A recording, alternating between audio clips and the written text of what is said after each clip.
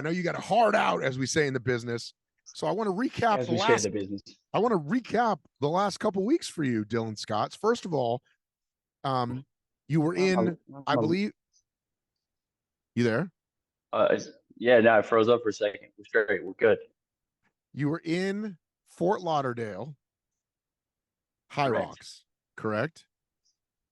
And what was your, as far as I know, and what was your time at that race? I think it was 55:34. And that was a first place victory for you. Yeah. 7 days later, 6 days later, Friday Night Lights, HYROX Major, first place. You beat Ryan Kent, you beat Rich Ryan, you beat Graham Holiday, you beat a lot of good dudes. Okay. Mm-hmm.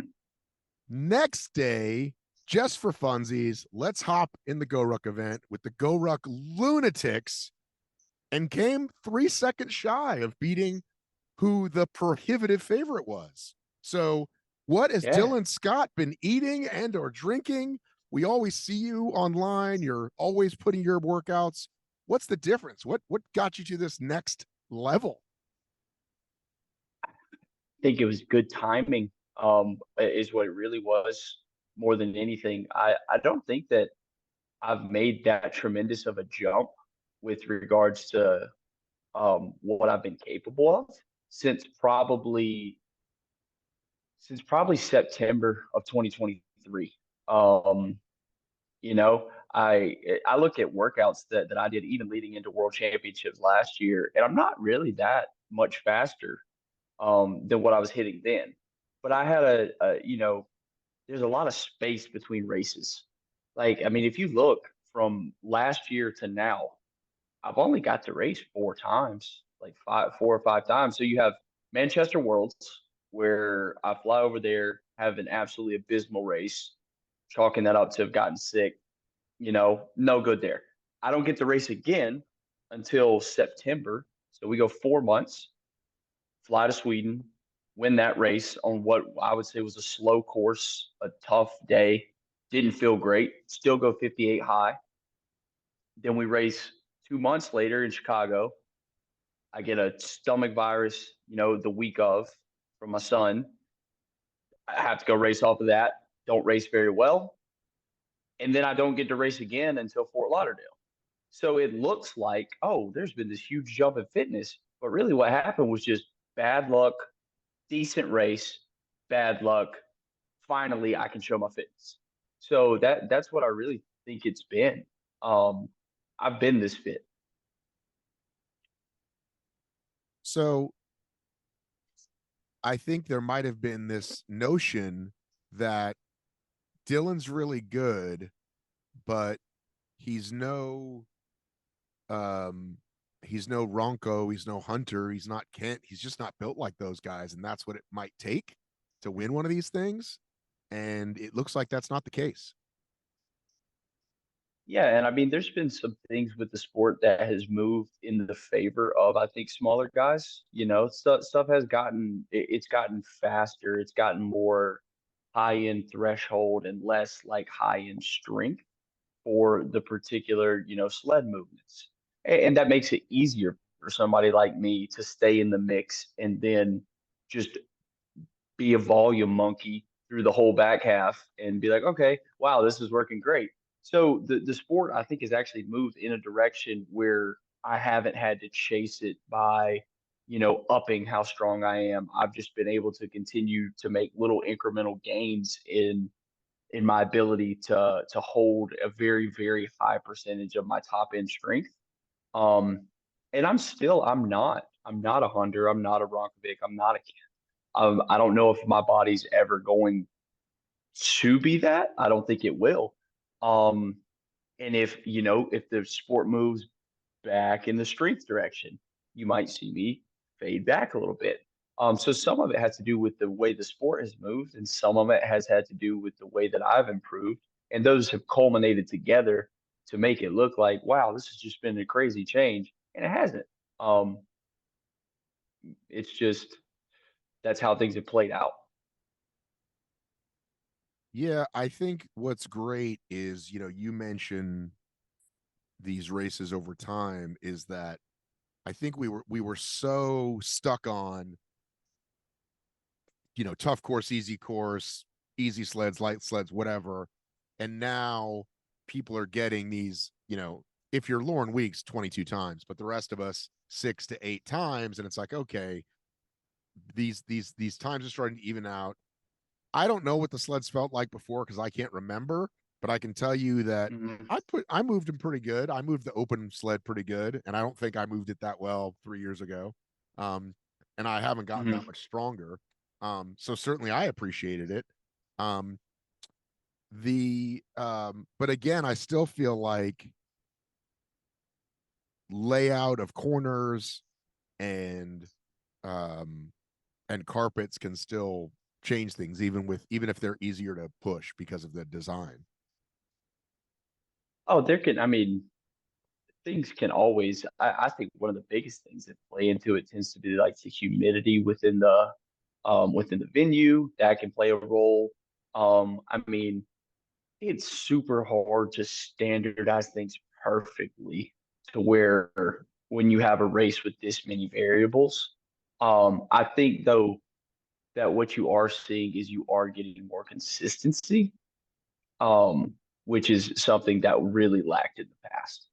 Um, and now at least when I went from Fort Lauderdale to here and raced, those two races, everything felt pretty much the same.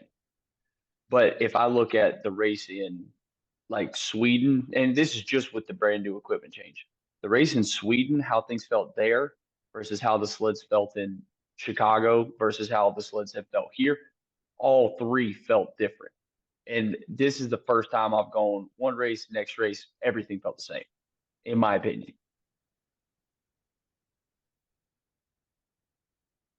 Lost my train of thought. Um, oh man, where were we? Well, really just talking about consistency and variables and sleds.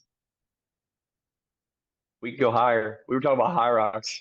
Well, I think go higher.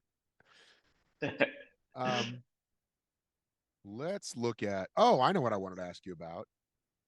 Um, now that we've seen, now that we've seen over these last majors, different folks getting in, Hmm. racing your way in. I feel like now, like when we first heard it, we thought, well, this still doesn't favor us, the Americans, and they get way more chances and yada yada. But it seems like this system makes a lot of sense now, right? Because you don't have to No, win. You don't have to win. No, it doesn't. no, no. We don't. We're not It going to have the no. best people. We're not going to have the best people in the Elite 15 in the finals. Ooh, I still don't like I don't like the closed major system. I like the race your way in system. That's fine. I don't like the closed major system at all. Because w- the only way, I mean, let's look at some of the guys who are going to be coming to Worlds. Like I go back to the very first major, one of the guys who ends up finishing in that top group and gets a ticket to all the rest of the majors, who then goes on and punches his ticket in Vienna is Pelayo. He had to get a roll down from 30th. You know, for me to get in, I was ranked 26th. I had to get a roll down to 26th to be able. I was the 13 seed coming into this race, Right. you know, and it was just the luck of the fact that there were 11 guys that were like, I'm not going to come. I'm not going to come fill like I'm not going to come fill this. I have a time from 2023 from a course that everybody thinks a little bit off, but I could still just fly over and fill that role and get a little screen time or whatever. So I had to be at the grace of people saying, "Oh, I'm not going to go do it," for me to go out there and whoop everybody's ass, like which I knew I could do. I mean, I had been I bitched him on to people about it. I said, this is a terrible system. It's stupid. And if I get my chance to come race, I'm going to come out there and I'm going to throw down. And that's how I felt about it. But if I'm them, if I'm them, Mm-hmm. I'm gonna say, let's just pull it up, damn it. Let's just go to multi Go ahead. What question you have? I got it up here. no, I know, but I just wanna break it down here. I've got 100 fucking windows open, as you can tell. If we go to major qualification, okay, Mm-hmm. all right, and you got these names right. Mm-hmm. So on the women's side, this is the elite 15. Wait a minute, this isn't going to worlds. This is just the majors, right? These are the ones that directly qualified for the majors. Well, World no, champ. everybody who's got a Q by their name is qualified for worlds. Okay, Lauren, Meg, Michaela, Bell. Bell is sitting out. Well, no, never mind. I'm wrong because Bell's sitting out. Okay, so These would be all the direct qualifications to the majors. okay, so let's go to world championship qualifiers. Okay, Meg, Michaela, Lauren, Viola, Vivian, Rebecca, Linda, Lauren Griffith, and on your side, McIntyre, Kent, Shadeg, Bo Willis, Sandy, you, Ronco, Paleo, Vinish, Verdict, Graham, Rich Ryan. That Mm-hmm. sounds like the best guys in the sport to me. So they're going to Yeah, I say mean it it's. worked. They're going to say it worked. I'll say Who's it. missed? It. Who's if somebody's going to qualify at the last minute Mm-hmm. qualifier, right?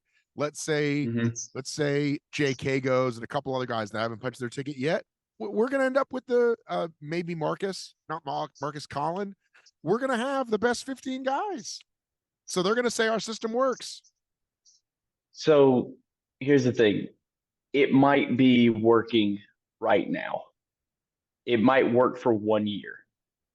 Because the depth and the parity in the sport is still at a point where it's not that deep of a field.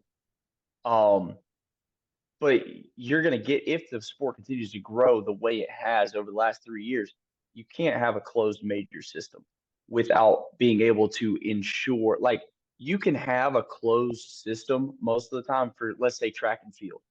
You're pretty damn sure that at an indoor track race, everybody's running the same 200 meters. You might have a few differences in altitude or something like that, but for the most part, a 200-meter track, that's what you're running. HYROX courses are definitely not that standardized. And if you're using time as your first entry point to getting into a closed major system, I don't like it. I think that there's a high potential that if that remains the system, that a lot of people who have potential to go make waves at Worlds get boxed out. And, that was my argument before I was in. That's my argument still. I think that it needs to be an expanded major system as the sport continues to grow, and maybe they end up doing that. But if you keep it at 15, I think you're making a mistake. So could it be as simple as 32 heats for the majors? Sure. And that's enough. That would be enough for you to not feel like it was hurting people. Um, at this point, you'd have to get to a point where eventually you are going to start cutting out folks who might be able to finish. So let's say Worlds ends up expanding to a 30. The people you don't want to accidentally cut out are the guys who can finish in the top 10. Right. I'm just If you saying get to the point 30, where you're 30 like, at the 30 at the majors, which makes it mm-hmm, more open, and then a guy can mm-hmm. come from 30th or 28th or whatever. I like a 30-person major to be the case here within the next 2 years. Yeah, I mean, like I said, I feel like on the day you got to show up and Mm-hmm. crush it, and you've done that, and so did Graham, and so did Rich, and like all the guys that have made it in that top 3, top 5 thing that we're doing. It feels like it's working on the women's side. The same 2-3 women keep winning, so it's a little bit different, but I feel like it's working. Like I said, that last, I think what we don't want, I think the field will be tighter. Don't you think the times between 1 and 15 will be tighter this year in Worlds than last year or the year before? Yeah, I would expect it to be. I mean, of course, out of 15 guys, you're bound to have somebody have a bomb day. Like it just happens. Right, but But it's your overall spread, I think, is going to be and it.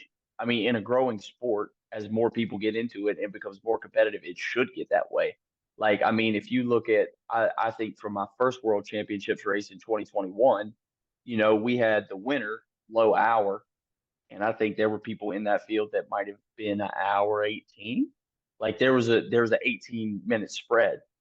And then you go to 2022 and that spread was probably down to 10 minutes. And then we go to 2023 and that spread is down to about 6. Because me and David McGee sucked that day. That's our fault.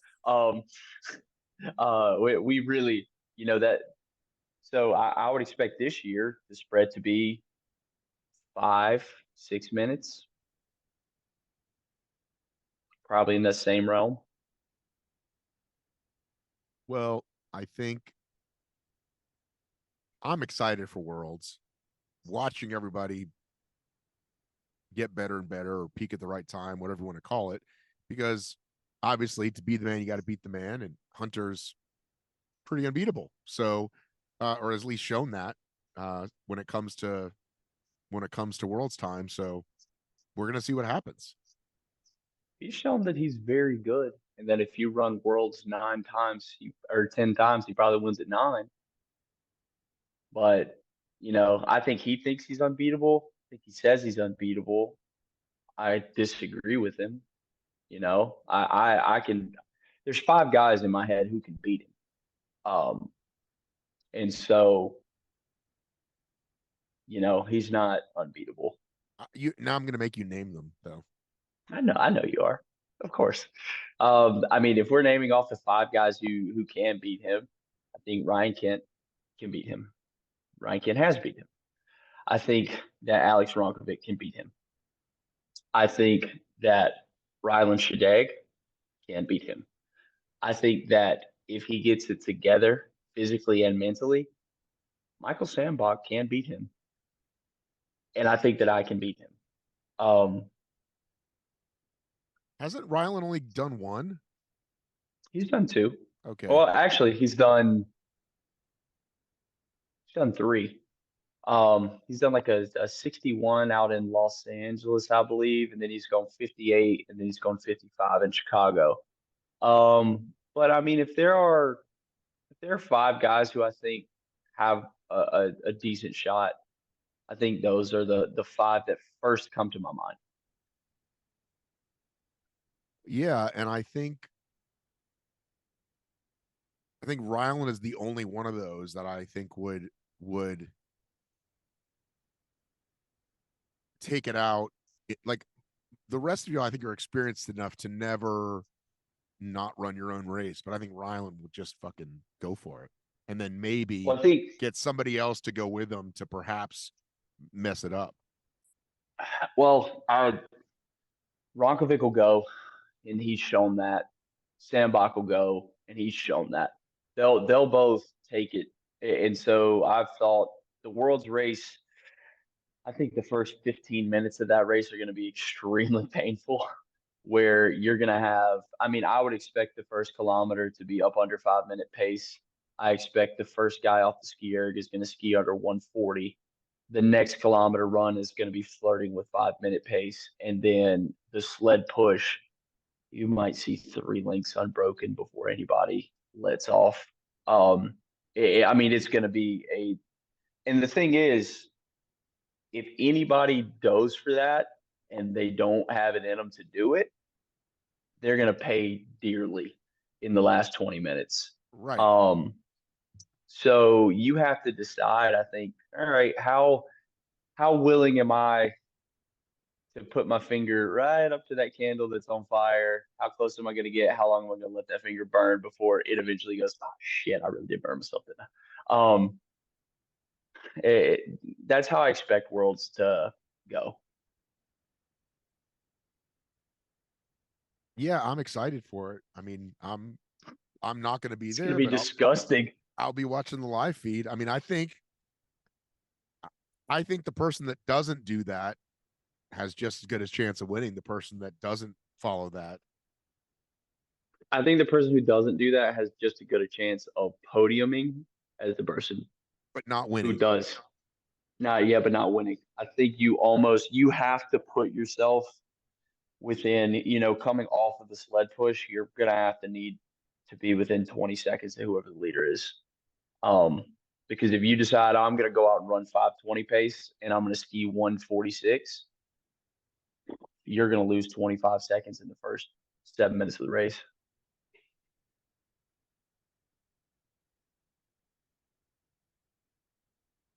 But you're not going to go out like that. Um, I'll go out low five and I'll ski 143, 142. I'm not gonna pull up under 140. Based on everything you're saying, Mm-hmm. Matt, I will bank on my race putting me in second or third rather than going first. That's what it sounds like you're saying to me. No. Because if one of those three, if those 3 go Mm-hmm. out and try to blow each other up. Yep. I'm saying you can't run conservatively. Conservatively to me is slower than a 320 first kilometer. Okay. Slower than 520 pace, slower than 145 to 146 on the ski, and not attacking the sled push. If you go out conservatively, I don't think you have a chance of winning. You have to go out at least a little bit ahead of your skis.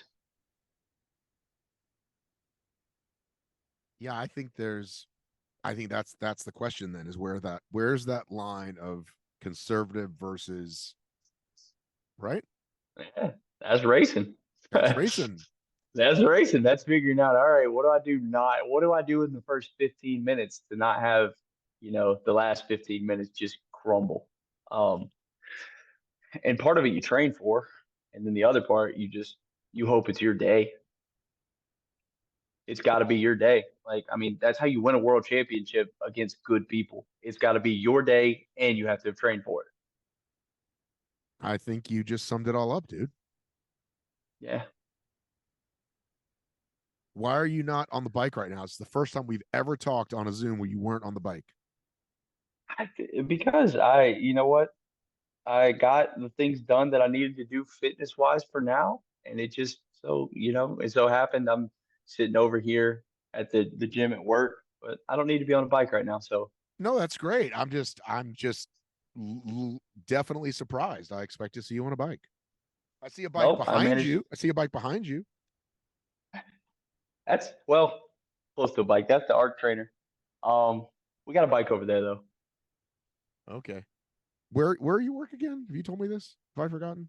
Uh, well, I mean, I don't really work in one location. I work at multiple That's right. locations. You told me. You told me. And Yeah, sometimes you carry uh a stationary bike with you into the rooms that you're in. yeah, yeah. Sometimes I take Airbnb, hotel. I might just bring a bike with me. Um, at least luckily I'm in my hometown. One of the sites that I work at is based in my hometown.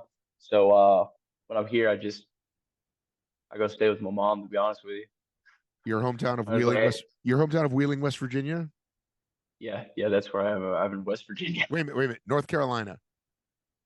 North Carolina is where I live. I live in South Carolina. Like that's where I'm from.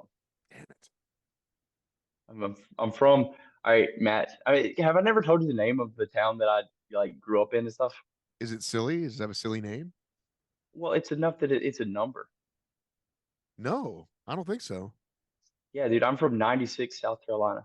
You've not if you told me, I forgot because I feel like I would have remembered that. Yeah, I feel like you would remember that too. Yeah, I'm from 96 South Carolina. But That's you that's reside in North Carolina. yep. I live in North Carolina. Yeah. Well, I was on the right coast there. I mean, I was on the right South Carolina, North Carolina, West Virginia. Yeah, you put me right there. It's the accent. Well, If you guess who's about to be over this way? Who's about to be over? Are you talking about over towards South Carolina? Yeah, Ryan Kent? Ryan Kent dropped the hammer himself. I know. He's gonna be where I'm about an hour from where he's planning on moving to. Well, that's exciting stuff. Yeah. Well, at least I'm an hour. My hometown's an hour. So when I come in, maybe I can hit him up and be like, "Hey, you want to go running?" They're like, "No." I'm like, "Okay." Um, He'll say, why will he say no? I'm just kidding. I have no idea if he'll say no or not. That was just a joke. Um, I have I I have no clue. I'm sure if we were in the same area, Kent would go running with me. Yeah, why wouldn't he? Him and Rich would hang out all the time, so why not? Another stud, another HYROX stud. I mean, the power lift boys. All we got to do is, we get Rich to move to South Carolina, we get David to leave DC, then we're all down here. So I do have to ask you, how much makeup was applied to your face on that amazing photo shoot? Oddly enough, not as much as you would think. Um, but you're not wrong. I did have a lot of fun messing with you. Being like, what are you talking about, Matt? My face looks completely like it always looks. Well, listen, I want to say this because Rich got really upset. Rich was like, dude, we're on posters. They're treating us like pro athletes. That's what we've always wanted. I'm like, dude, Kent and Dylan both agree with me that it looked a little weird. So I'm not trying to hate. I'm very happy you guys have money and sponsors, and I'm glad that the sport's growing. So, but as soon as I saw your head, I was like, this is fucking weird. Well, what's funny is I think Rich and I looked more related than we normally do. I felt like we look like brothers. Like Rich, why do we don't normally look this related? Um, so I don't know. I mean, there's a little bit of makeup on. Like I could see because I took a picture to send to my wife afterwards, and I was and you could see, and I could send you that picture, and you could see what my face looked like with that makeup on. Um, it was different than what ended up It was coming just out. yeah, the way they edited it. I don't know what they're using, but they made your hair look kind of weird. I don't know. I'm sure they're professionals, but it looked a little odd. Now, now they were having. So I have a cowlick back here, and let me tell you, They had this industrial like glue, basically, try to get that sucker to stay down. I'm like, listen, you can't beat this cowlick. It has 28 years of training, and it has whooped everybody's ass. Um, and it's gonna beat your industrial glue too. Dude, And let me tell you, it you're only 28. Holy moly. You're the future of the sport, brother. I guess so. I don't know. I got done this weekend. I was like, I'm tired. I don't know if I can keep this up. Well, Kent's mid 30s, Hunter's mid 30s. I think Rich is mid 30s. Yeah. Um, yeah, it's a bunch of old fellas, and then you got, I mean, I'm 28. Colin is he's around the same age. I think he's 27 or 28. Ryland's 25, 26. And then Riker, we'll see if we can get him over in the High Rocks at some point. I don't think he's coming over. I think he's happy. I think he's happy too, but maybe I can talk him into it. I'll be like, come on, you and your IBS, get over here. Dude, I think yeah, I mean, those guys really I mean, it's not like you can't do well. But they're definitely if they're not at their peak, they're getting close. If in your late 30s, you're definitely getting close. Yeah, I feel like your peak for this sport has to be sitting around that. May I would say with decent development, anywhere from 31 to 35 is where you're probably your best for this sport. Um, and then after that, you can retain it. You could still compete at a high level up until you hit your like, early 40s, and then it'll start going down after 42. Well, you can still get age group world championships then. You can still get age group world championships. You can still continue to win those. I mean, it's not to say like there were guys. I mean, you look at Amy, whose last name I do not want to butcher. Bevilacqua. Bibla, bibla, woo, bibla, bibla, woo. um, no disrespect to her. I mean, she's 50 and she was what, sixth? Yeah, Yeah, but she was battling for a spot there. I know you're not going to see any 50-year-old guys keeping up. Not No, going to happen. you will not. I mean, the oldest guy in the field was Joffrey, and he 41. I don't really know how old he is. He's French. I don't know if they keep age. Do you speak on the when you're on the course? Do you speak to anybody? Yeah. Yeah, I spoke to a couple people while I was racing. And you mean like within my race, correct? Yeah, I don't know. You talking to people in the audience? You talking to competitors? Are you talking at all? Are you one of those people? Yeah, a little bit to um so like I talked to, if you see on live stream like David Magida, he dropped the hand back to me and high fived him and he was like, go get him, man, it's your day. And so I was like, thanks, so talk to him a little bit. Um when I passed by Colin towards the end and he was really fighting for that spot, I said something to him, trying to push him forward to get his spot. And then as I was lapping Rich and I was just about to go into the lunges and I was putting them a lap down. I scooted up beside Rich just to mess with him.